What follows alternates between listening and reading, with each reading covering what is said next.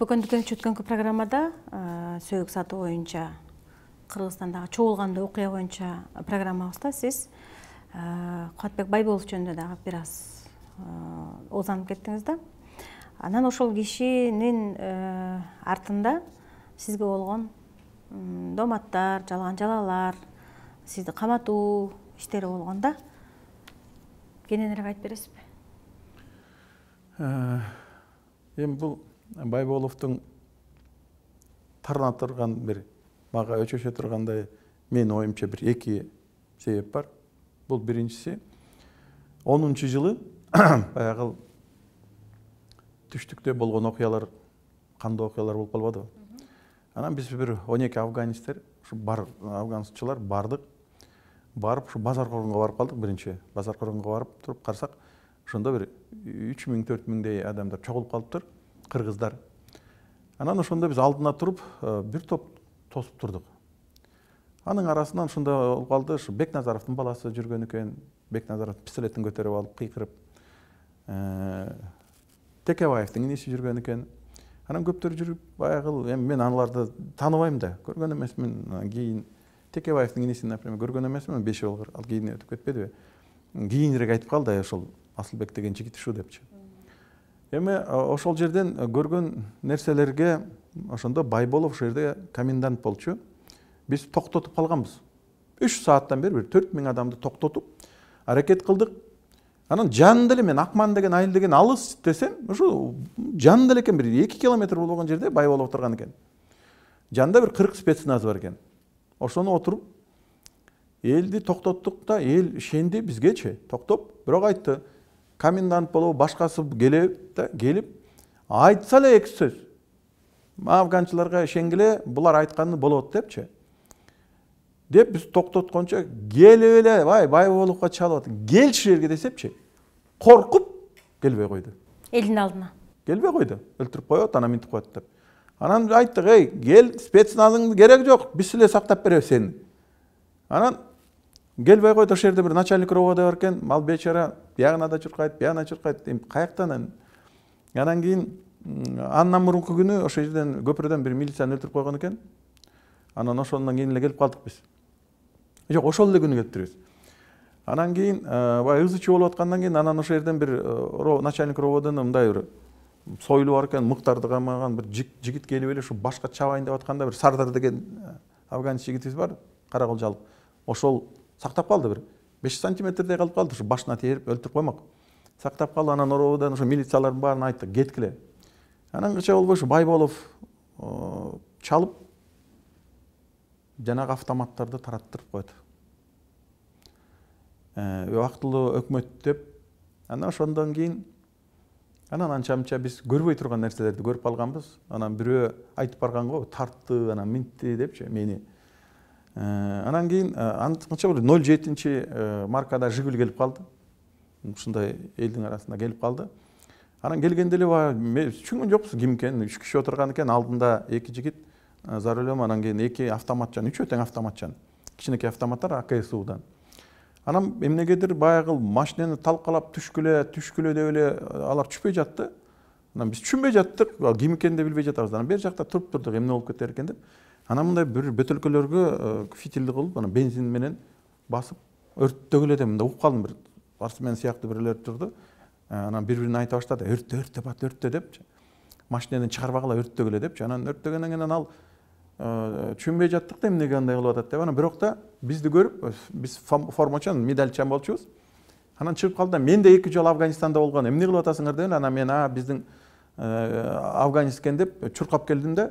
Анан кийин аны баягы таштар менен уруп, баягы жыгачтар менен уруп баштаганда, уже курчап жана өрттөйүн деп атканда, анан кийин баарын баягы кууп, тиги машинеге салдыктан анан айдап жүрдүк. Айдап жүргөндөн кийин кеткенден кийин айтып калды, бул Текебаевдин иниси депчи. Кийин келди, жана начальник ровода келди, ушу рахматын айтып кетти. Өмүкө эмнегедир унчуккан жок, тескерисинче эмнегедир ошондон баштап Атамекен партиясынын анча-мынча ушу министри бар, иш козгоп эле. Биз ошол жерден келгенден бир 15-inde иш козгоп, 15-июнда, анан кийин дүңгүлдөтө баштады. Тиягынан да сабат түшүнбөйсүң да, анан баягы адамды тепкилеп атканда айтат го, бул үчүн деп жанан кийин аны мен эмесмин деп кыйкырасың да бул жерден эле тепкилеп баштады, түшүнбөйм да эмнеге ушинтип атат деп. Биягынан булар тепкилейт, биягынан Өмүркулов, анан түшүнбөйсүң. Анан кызым асылды, келинчегим асылды, өзүмдү барып камады. Шайлоонун ошондон кийин күзүндө шайлоо болуп калбадыбы? 10-жылы. Ой, анан эсимде одарды. СИЗОго чейин алып барышты, СИЗОго да камады, аяктан коркутушту, бияктан кызым менен коркутушту. Анан кызыңды алып келип, мына азыр камайбыз дегенден кийин анан колумду көтөрдүм да анан багындым. Мейли. Эмне жөнүндө айтып атканыңарды билбейм, мен билемби, билбеймби, бирок эчтеке айтпайм дедим. Мейли, шайлоого да барбайын. Бирок айтпа деп, анан үйгө келсем, үйдүн баарын оңкоруп, болгон диск, флешка, жесткий диск деген баарын баламның 200-дөн ашык мультфильмдери бар. Ошону көтөрүп кетиптир. Ошондон кийин мына көп иликтөөлөрүм бар эле, баардыгын алып кетип калыптыр. Эчтеке калтырбай. Анан кийин ошентип иш козгошту. Бир жигит Афганистандын атынан козгоптур. Ал болсо Геминдик жигит 2010-жылы мага арыз жазып атат. Өзү 2006-да өлгөн экен. Авариядан, анан кийин мен да таң калдым, бул мүрзөгө барып алып келгенби муну. Өлгөн адам арыз жазып атат сиздин үстүңүздө. Мага арыз жазып атат да. Анан мен аны унчуккан жок, мейли сотко чейин жүрө берели, эмне кылабыз депчи. Анан бирөө кудасын өлтүрүп коюп, 16 жылга кесилип кеткен экен. Зонада 2 жылдан бери мына красный зонада жаткан экен ал жигит. Аны Свердловский нотариальный конторага алып келип, доверенность берип, анын атынан жазыптыр магачы арыз. Ой, чиркин. Түрмөдө отурган адам сиздин үстүңүздөн жазып атат. Ал доверенность бериптир Свердловский нотариальный конторага, ошо түрмөдөн келип алып, жазып берип, аны кайра түрмөгө кеткен экен да. Ушундай нерселерди жазып, анан кийин ошол үчүн бала соттой албай, анан кийин айла жок. Баягыл кийин, анан кийин мага ушул жанагыл бандиттер жерип атат да. Барып ал, эми биз биягынан колубуз келбей койду. Мыйзам жагынан эчтеке таба албай? Анан мыйзамсыз нерселерди кылды. Анан Байболов, эми Байболов тарынышын айтайын. 2006-жылы, 2005-жылы революция болуп калбайбы? Анан революция болуп, баягы депутаттардын баары чогулуп, Эркебаевди арыз жаз, кет деп. Анан арыз жазды, ал кетти, спикерликтен түштү. Анан спикер болот деп Байболовду спикер деп чыгарат. Байболов өзү жок. Өзү ушу Американын посольствосунун мүчөлөрү менен аябай бирдеме соодалашып, Кыргызстанды бөлүшүп, тагдырын чечип аткан жерден берден шашып кеткен экен. Менин өлкөм деген тиги партиянын мүчөлөрү. Анан кийин келип эле Байболов деп калды. Анан мен туруп, болбойт. Мыйзамды бузбайлык, конституцияны бузбайлык. Өзү жок, макулдугун берсин. Макул болбостур мүмкүн. Жок деп анан жанымда Кадырбек отурган экен. Мына Кадырбеков деп сунуш кылып койдум, Кадырбек. Шимбек Кадырбековди. Аны Шимбек Кадырбековди мен сунуш кылып туруп, Байболов жок. Анан Шимбек Кадырбеков ошо спикер болуп калды. Аны мен сунуш кылсам, ал 2 күндөн кийин алдырып койбоду Бакиевтерге. Анан кийин 2 күн Кадырбек ошондо Кыргызстанды башкарып турду. Ошондон кийин биринчиси, экинчиси жанагы түштүктөн көрүп койгон нерсе, биз ошол 10-жылды аягына чейин чыгабыз деп ойлоп атам. Убактылуу өкмөт ошол 10-жылдагы болгон окуялар менен жооп бериш керек.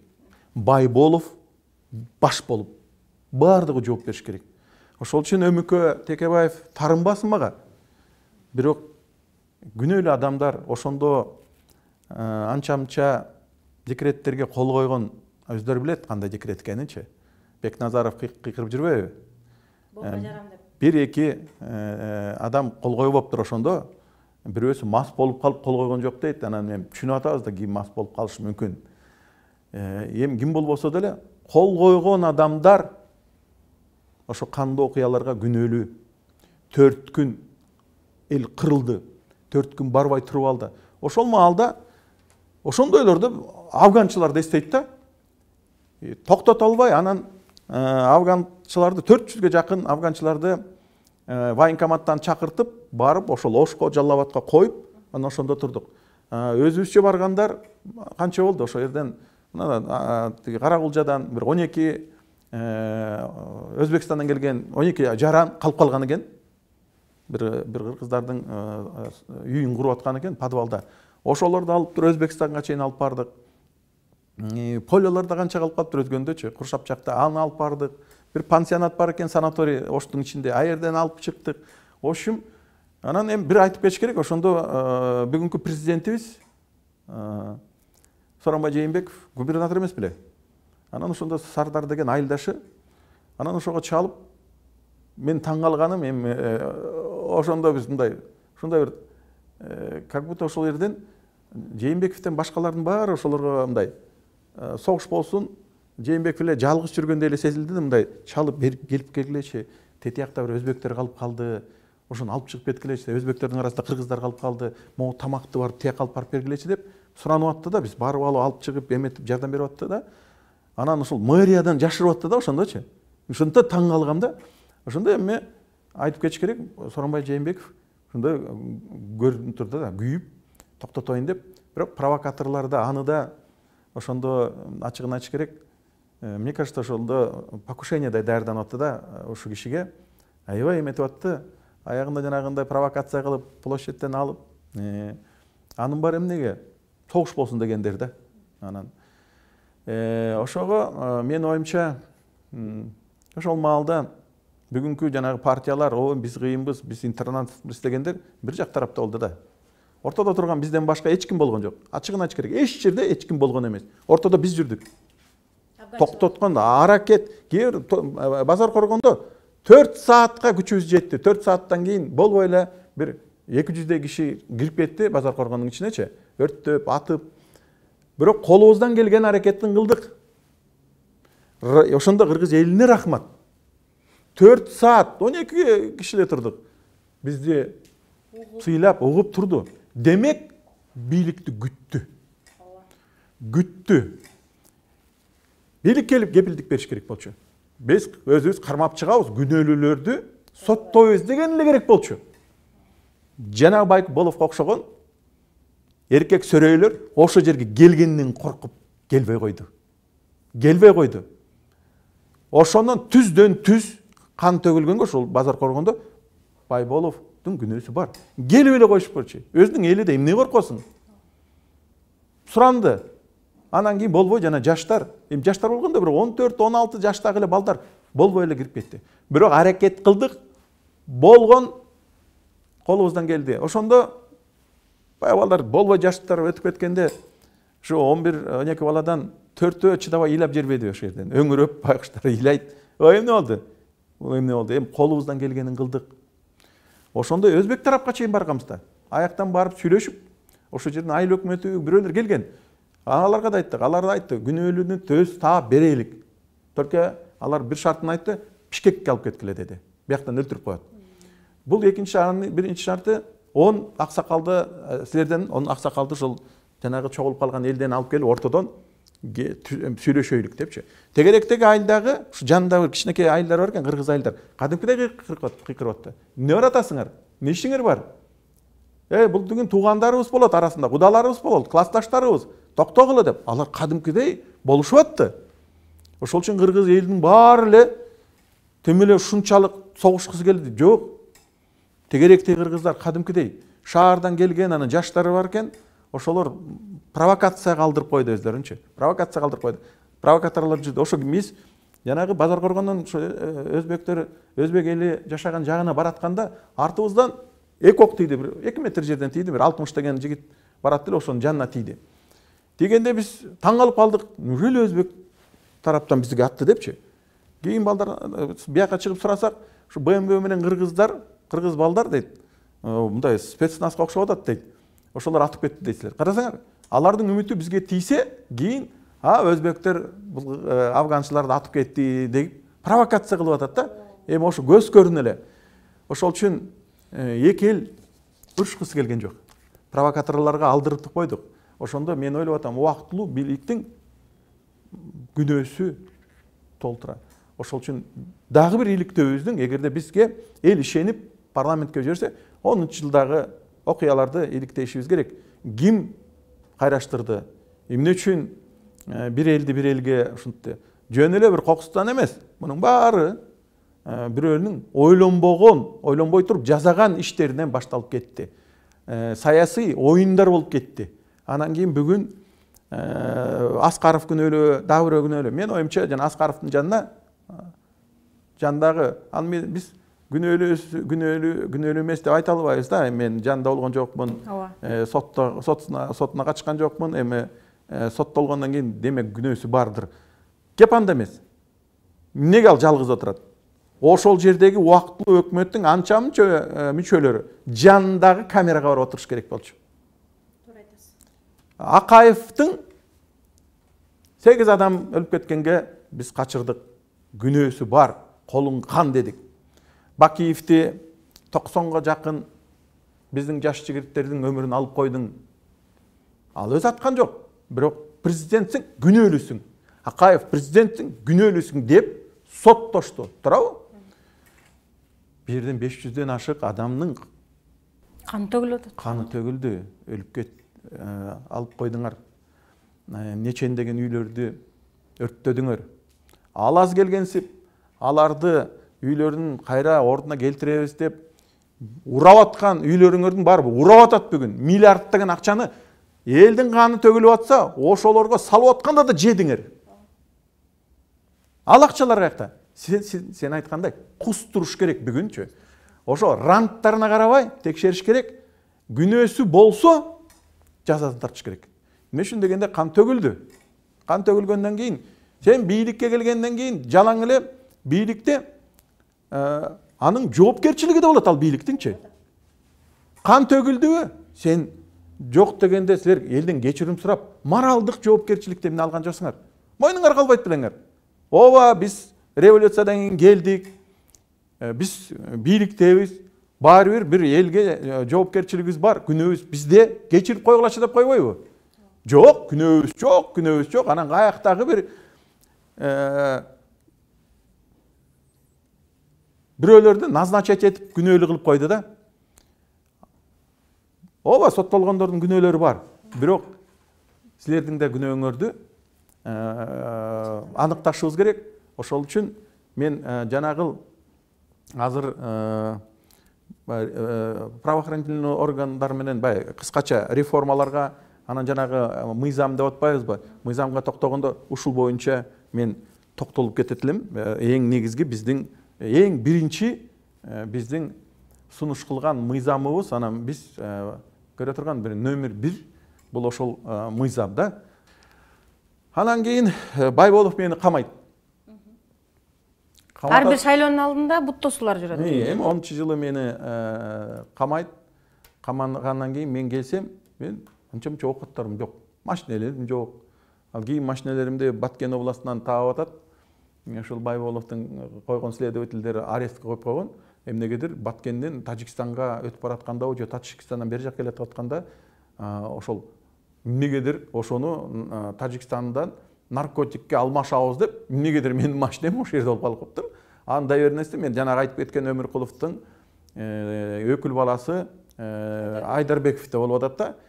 Бул улусу анан кийинки киши Айдарбеков кармалып, СИЗОдон наркотик менен кармалып, СИЗОдон каза болуп калбадыбы? Эми эң таң калыштуусу, мен келсем анча-мынча оокатым жок. Ал оокатымды мурда бул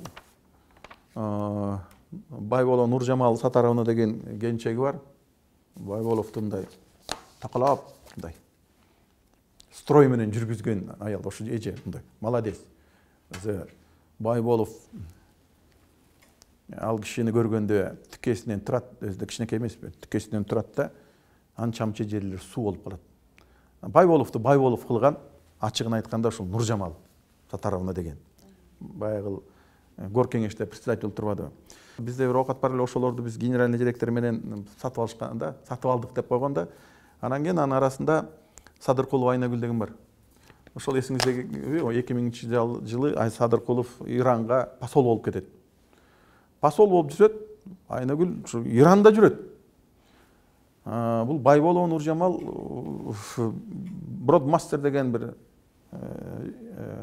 осо түсөт эмеде Бишкек сезде Бродмастер деген түсөт. Ал Бродмастери мурда тиги Quest деген компания экен, ошол просто Quest деген компанияны ошол Бродмастер деп каттап туруп, анан бизден бир директорлорду коркутуп, ошондон сатып алдык деп өздөрүнө оформить этип коет. Анан ошол агы адам менен ошол Садыркулова кол койгон экен. Ошол маалда таң калыштуусу Садыркулова реактивный самолет менен Ирандан учуп келип кол коюп эле кетип калгандай болуп калыптыр да. Садыркулова анда Иранда жүрөт да, анан кийин кантип кол коет? Бул бир. Анан кийин баягы соттон утуп болду, окат эметип калабыз да, анан кийин жанагыл Бродмастер жабылып калат. Жабылып калат да, сезден.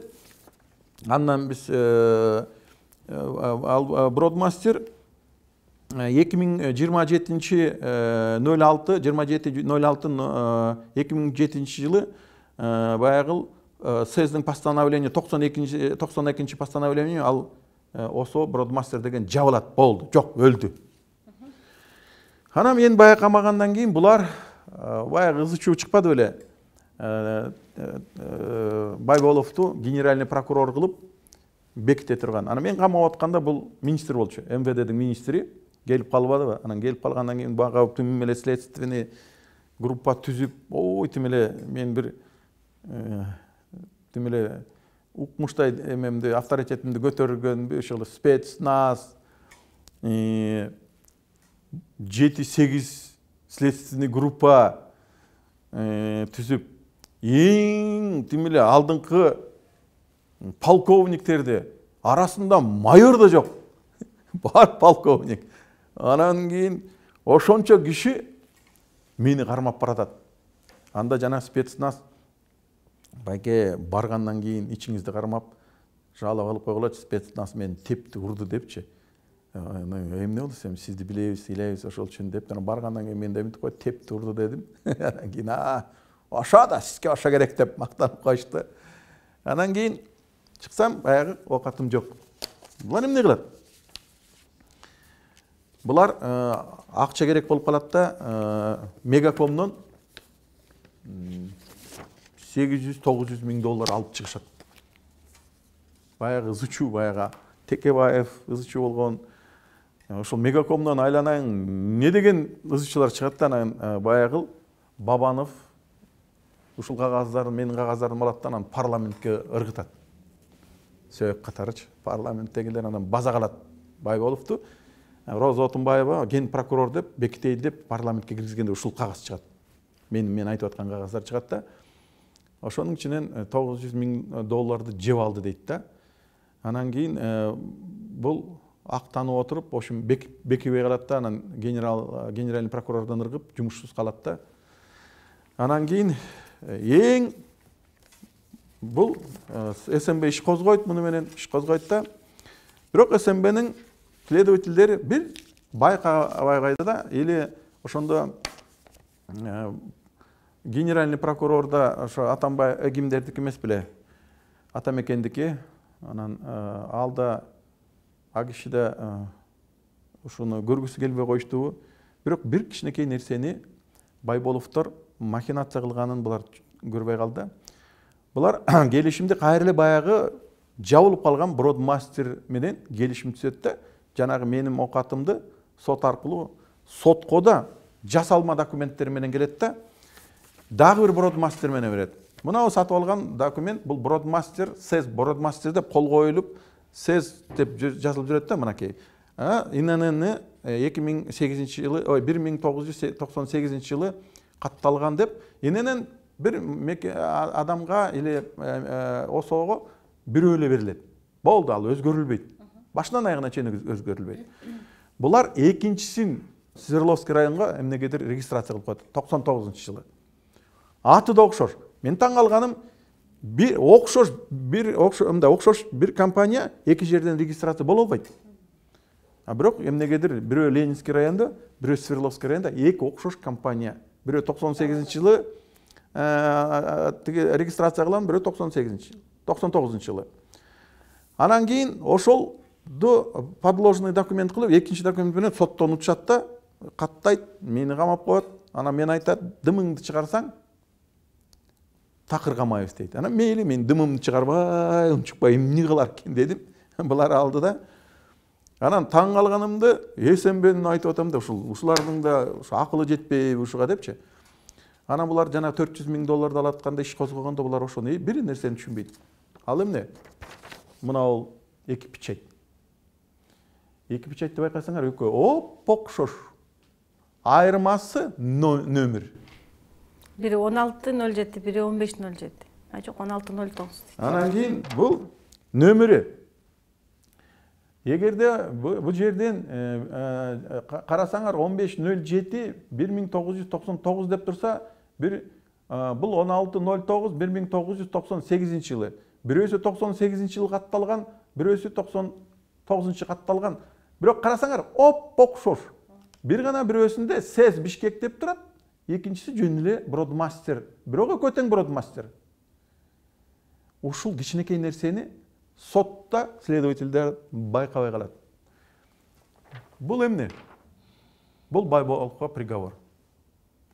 Эгерде чын эле следствие ушуну далил кылганда, жанагы жасалма компания дегенде муну чечим чыгарган сот, ошо жерде председатель Рыбалкина деген судья эле, азыр деле бар. Бир 2-3 судья ушуну байкаган жокпу? Көргөн жокпу? Госрегистр байкаган жокпу? Көргөн жокпу? Эки башка предприятие. Сен жок дегенде биринчи инстанциянын кагаздарын карап койбойсуңбу? Инененин карап койбойсуңбу? Эми баягы барсак, ошонун документтерин баарын өрттөп салышыптыр. Соттагылар эмнеге?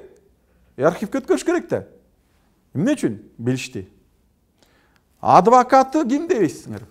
Адвокаты биринчи инстанциядан өзү чечим чыгарган. Өзү судья болчу, ошол убакта буларга юрист болуп чуркап жүрөт. Бул деген эмне дейт? Мыйзам бузуу. Анан эми ушул жасалма кагаздар менен Байболовдун компаниясы Мегакомдон $400,000 мынау келишим менен алып кетет. Мынакей.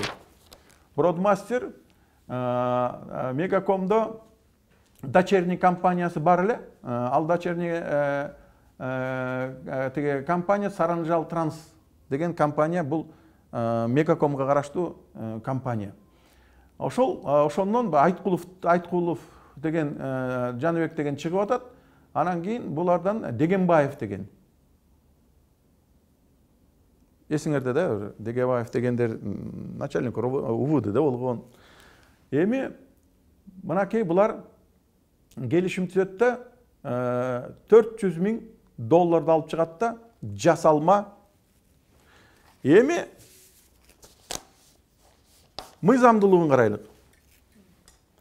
Эгерде сен иш козгосоң, сен министр болсоң, сенин кол алдыңда иштегендер иш козгоп атат, предпринимательди камап атат, ал предпринимательдин окаты жасалма документ менен сенин аялыңа өтүп кетип атат.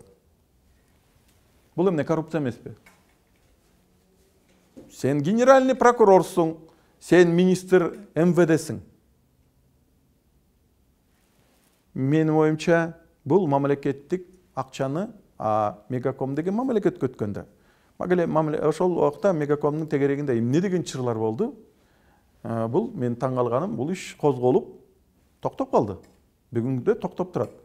Негизи эми ушул жөнөкөй эле печатьти окшош болсо деле сен бардыгын, сен следовательсиң, сен карагын. Нөмүрүн кара. Окшош болгону менен нөмірі башка. Демек, бұл эки башка компания. Сен башкасын карада, ал документтер бүгүндө СЭСде турат. 97 жылы жок болуп калган. Демек, сен 2010 жылы келип Мегакомдун сен уже 4 жыл мурун, 3 жыл мурун өлүп калган компанияңды түрүлтүп алып келе албайсың да. Анан кийин ошол үчүн таң калыштуусу, өлүп калган 4 жыл мурун өлгөн адамдарды келип арыз жаздыртып атат, 3 жыл мурун жабылып калган компаниялар менен келип туруп $400,000 мамлекеттин акчасын алып кетип атат. А негизи $1 миллион $900,000 ошондо чыгарып кетип атат. $900,000 бул бир эле факт. Мына жерде дагы бир топ фактылар бар. Ал кийин закускага качып кетпесин. Туура айтасыз. Ачыктабай туралы себеби дегенде өзүңүз айткандай десерт болуп туруп турсун. Эгерде буюрса Кудайым калса ушул иликтөөлөрдүн аркасында иш козголо турган болсо, мунун баардыгы далил болуп берет. Акбөкөн Дүкенович, сиз деген бүгүнкү биздин Ош окуясы, Байболов, Текебаевдин бир тууган иниси жөнүндө сөз кылдык. Ошондо сиз Оштогу болгон окуяны эстеп кеттиңиз да. Ошондогу болгон окуяларда афганчылардын орду, ролу,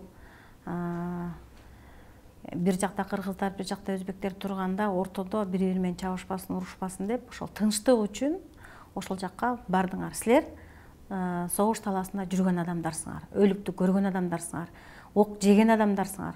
Өзүңүз тамашалап күлүп каласыз, контужия болгом деп.